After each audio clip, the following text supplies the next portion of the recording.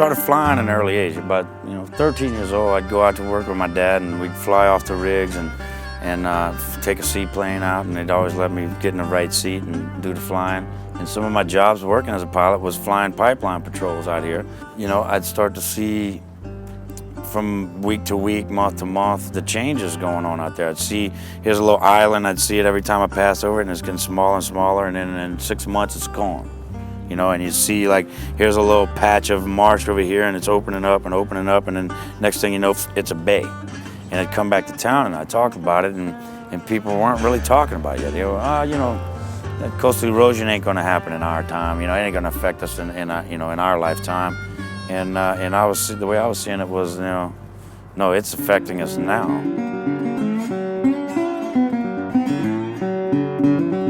Music kept calling me, though. I never thought of it as, being my job, but the more I dug into things, and the more I tried to look for ways that I could make a difference in the world, the more I realized that music was that way. The two problems that we're looking at, which is the massive dead zone that's continuing to grow in the middle of the Gulf, and the disappearing wetlands in the coastline of this area, are directly related to the same thing. Trying to squeeze the river down, trying to push the river water out into the middle of the Gulf. This is two problems created by one thing. By trying to choke the river off for navigation purposes, we've destroyed a lot of other things in the process. When you're dealing with a river as big as the Mississippi, which is the third largest river on the planet here,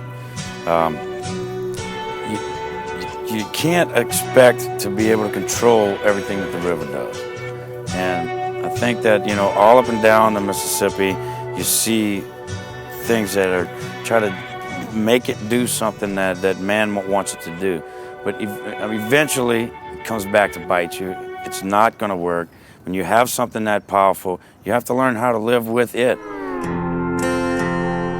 In the Mississippi part of the Delta, which the Mississippi is being effectively turned into a man-made aqueduct, it's not going to react the same way as it does when you have a river like the Atchafalaya, which is allowed to spill off before it reaches the open water. It's already starting to fan out and fill in. This bayou is connected, and that bayou is connected, and they connect to more bayous. And through that, you're getting this fresh water that trickles through the whole system. When it comes through these swamps, and it comes through the grass and the trees and everything that filters through in this delta out here, it's cleaning the water. It's making it clean water now. Now it can go out into the Gulf and it won't kill anything. It won't create a dead zone. Let's take the Mississippi, as big as that is, start letting it filter back through. This place is thirsty, and it's begging for some water, some fresh water.